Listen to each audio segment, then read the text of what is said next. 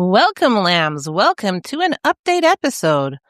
I was online earlier last week and I saw that the Brendan Banfield trial had started. So first, quick recap, because this case does have a lot going on.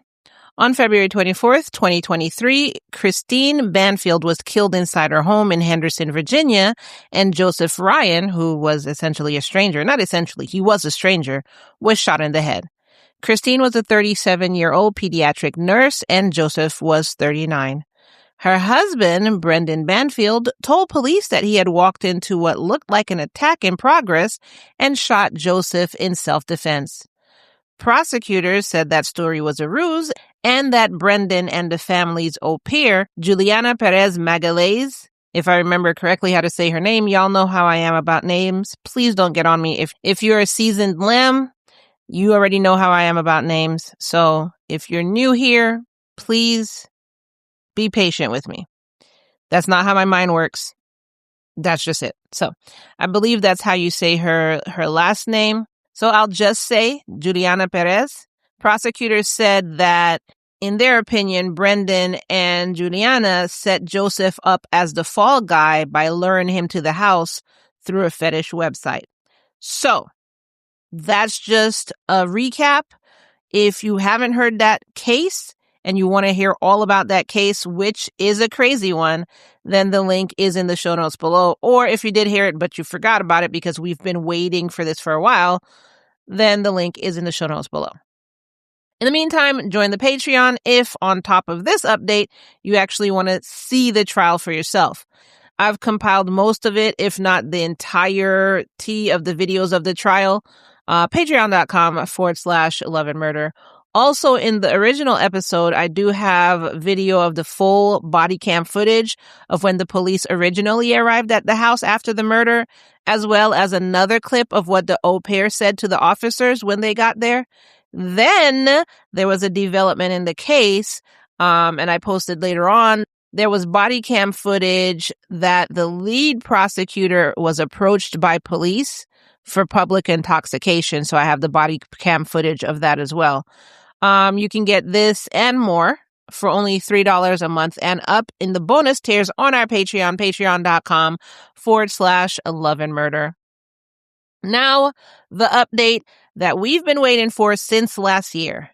Brendan Banfield's trial. So this was supposed to start last October, but it was pushed back to this year. And I was going to do a day-by-day update as requested by a lamb because I had put out a poll asking, how did you want me to do this? Did you want me to wait for the end of the trial? Did you want me to do day-by-day updates? And I think it was only one person who answered. I'm pretty sure it was one person who answered. I'm just going to keep it real with y'all because I know other people would be like, oh yeah, 258 people answered. And it was like a bunch of bots that answered. But I'm going to keep it a buck with you. It was one person who answered the poll. And they asked me to do it day by day. So because that one person took their time to answer the question that I had out, that's what I intended to do. So I had it on my calendar. I was ready and everything. But then when I went to go check on it, they pushed it back and they pushed it back and they pushed it back. So I just decided, because I didn't know when it was coming out now, I was just going to wait to see when I got the updates because I go back and check certain cases, check for updates. And I do have alerts also. So I decided to wait for the full trial to finish before I brought the update. So if you're still with us, Lamb, the one who did request day-by-day updates, I do apologize. I did take your request under consideration and I was going to do it, but that's the story of why it didn't happen. So now the update.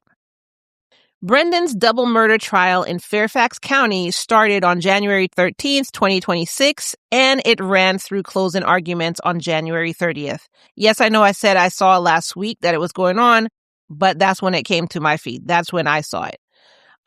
Brendan was 40 at the time of the trial and a former IRS agent, if you didn't remember. Don't forget, if you forgot about the entire case, how we're at a trial, just click on the link in the show notes below and I have the entire case for you so you can remember. The prosecution's story was that Brendan and Juliana were having an affair and wanted Christine out of the way. Prosecutor Jenna Sands said that the motive was that, quote, he was in love with Juliana. He could pretend that this was a fling and an affair. He needed to get rid of his wife so that they can be together. According to Juliana, the affair started in August 2022, and she testified that by October 2022, Brendan had already said that he wanted to get rid of Christine. Juliana told the jury, quote, at first I thought he was joking. Juliana also testified that Brendan didn't want a divorce because, quote, she would have had more money than he would, and because he wanted custody of their daughter, Valerie. That custody piece mattered to the prosecution because it tied into the motive, and it also tied into the child endangerment charge. The center of this case was the plan prosecutors said that Brendan and Juliana built together, catfishing Joseph on FetLife by pretending to be Christine. The account name connected to the case was Anastasia9. Prosecutors said the goal wasn't just to bring Joseph to the house, it was to set him up to be blamed for Christine's murder. The prosecution said Joseph believed that he was coming to the home for a consensual, quote, fake rape scenario. That's what they called it. He expected restraints and he had been told to bring a knife. And then, according to prosecutors, once Joseph was in the house, Brendan came back and the murders happened.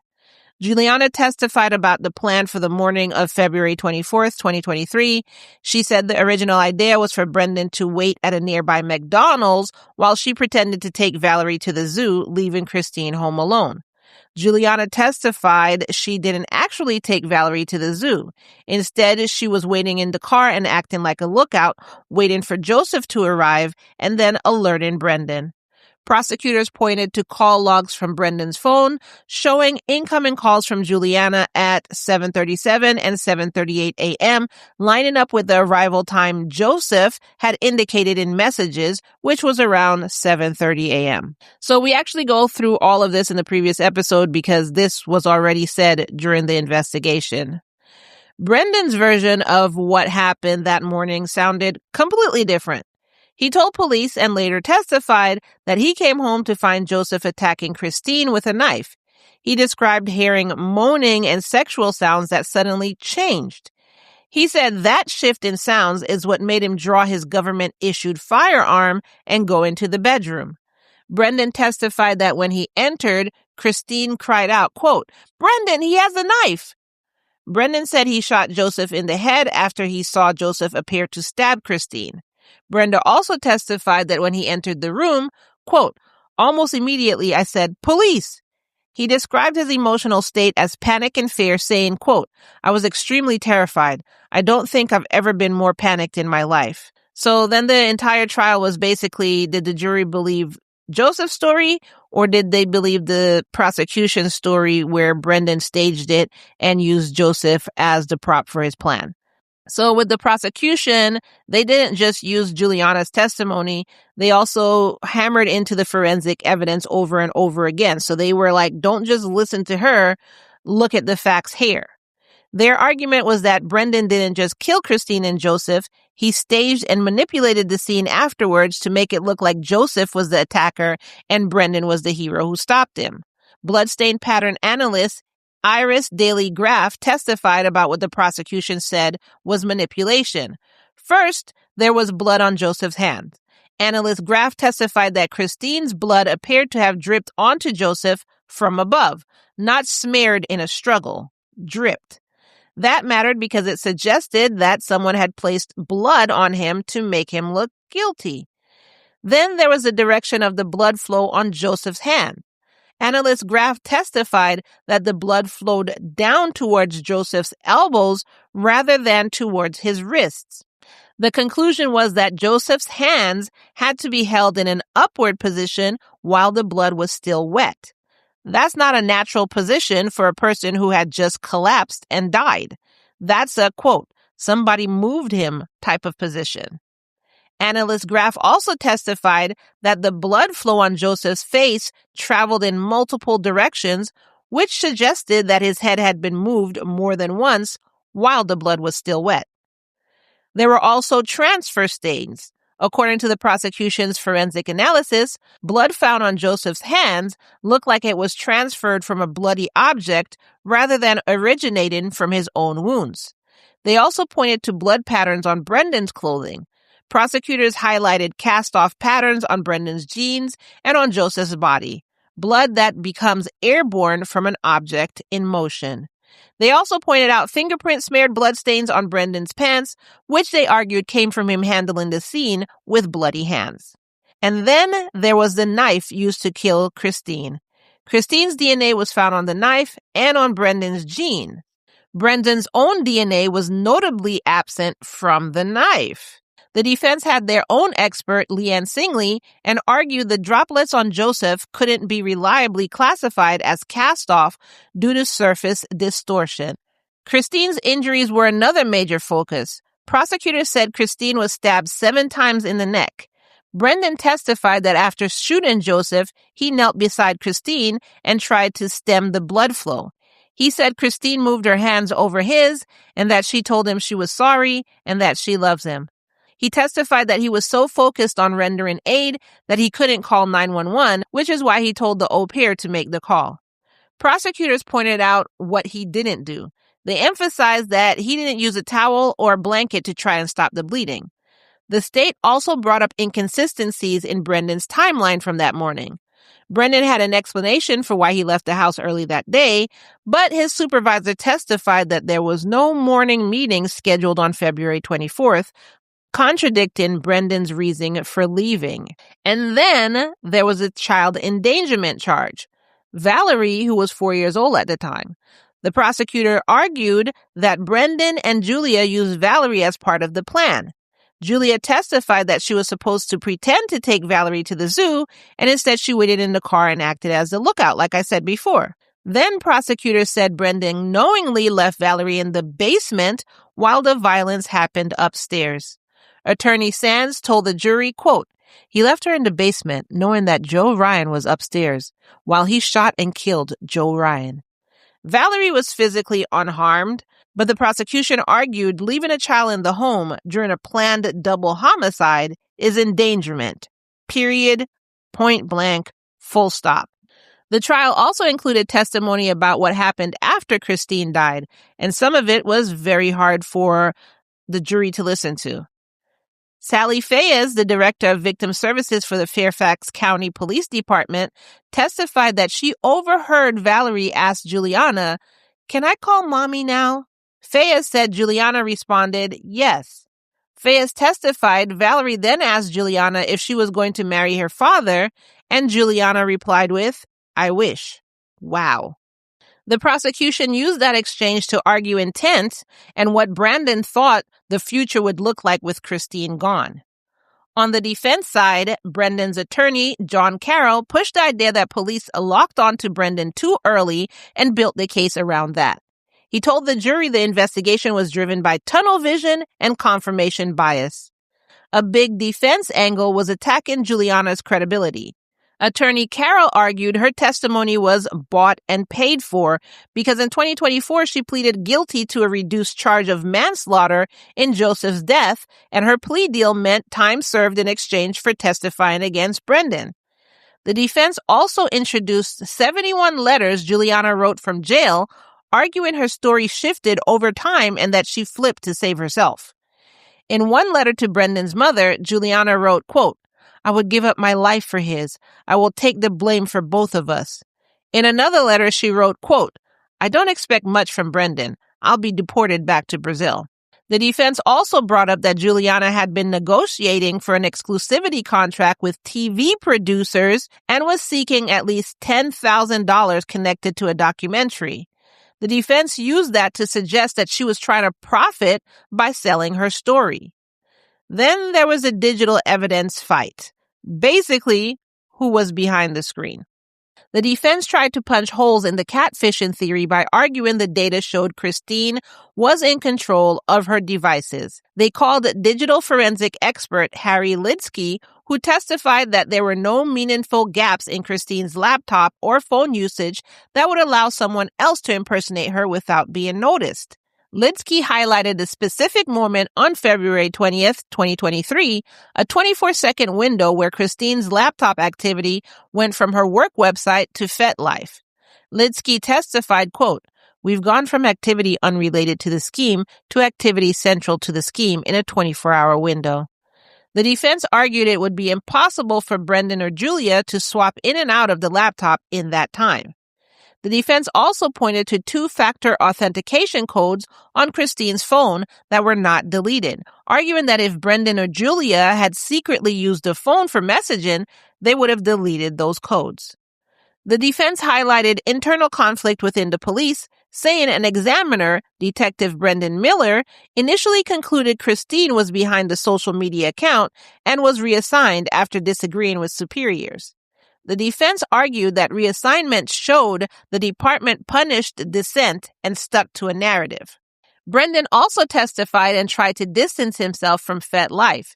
He said he didn't know about the account and that he didn't have reasons to use Christine's laptop because he had his own work-issued laptop and phones.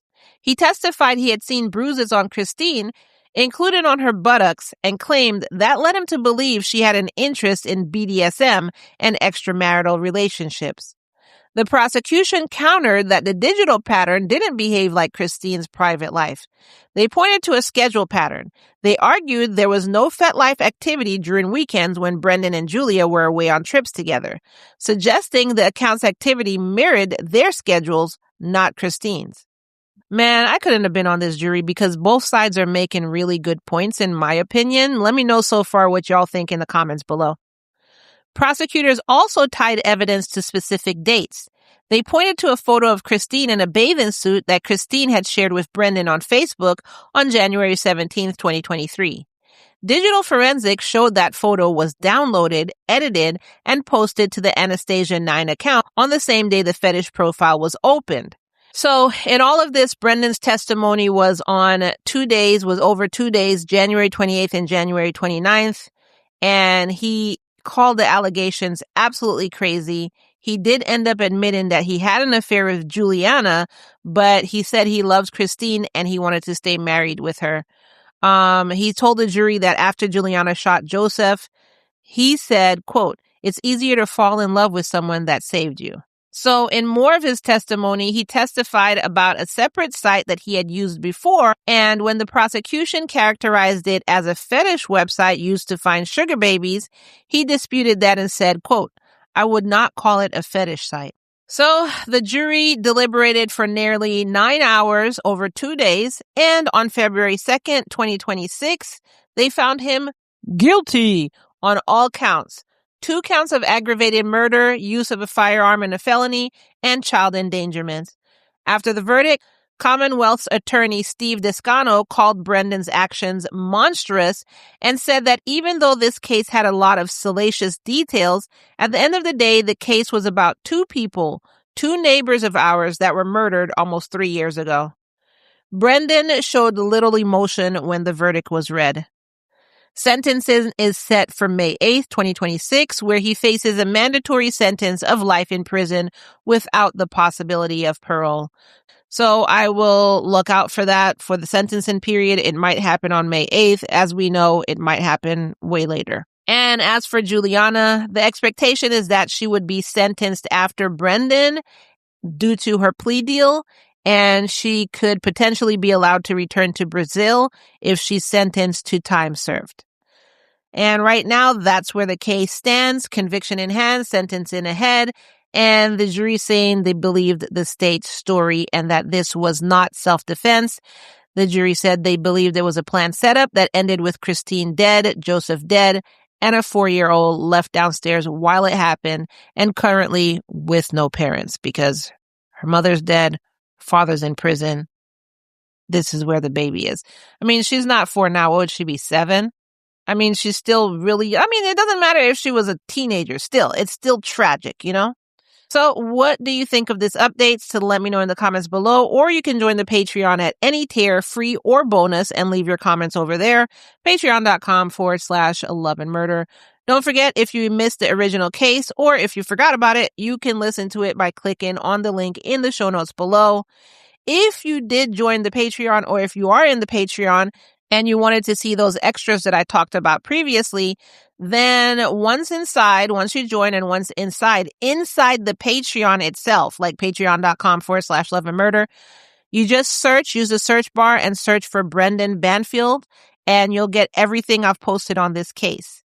And also, speaking of that, something I want to remind my lambs about, I know Patreon lets you listen to this show on other platforms like Spotify, but to get all the extras that I include in most cases, you actually get that on the Patreon platform itself. I actually went and checked Spotify, and I don't see any of the pictures or the videos there that I list in the show notes. So either go to Patreon on your computer, the patreon.com/loveandmurder, or download the app on your phone or your tablet, and you already signed up to it, so it'll show you, what you're signed up to. So you can go to Love and Murder there, and then you can get all the case extras in the app. So I just wanted to give you that PSA for those of you who signed up to the Patreon and you're listening to it in like Spotify, for instance, and you're like, oh, Kai is lying because she say we get all this extra and I don't see any extras. Well, that's in the Patreon app. That's why you're not seeing it. You have to be inside the Patreon to see all the extras that I'm posting. So one more time, patreon.com/loveandmurder. Anyway, tomorrow I have a Florida Man episode coming out. Oh, shocker, I know. And that's a case of a man who thought he was getting revenge for his brother's death, but he ended up killing 2 innocent people instead. So that's coming out tomorrow. And in the Patreon, also coming out tomorrow, is a bonus case about a former spicy actress who beheaded her ex and left his body in the bed for his mother to find. That's going to be out for the $5 a month and above bonus tiers, patreon.com/loveandmurder. That's all I have for you today. Thank you for giving me some of your time. Thanks for listening to the end, and thanks for your support. And I'll see you in the next episode. Bye.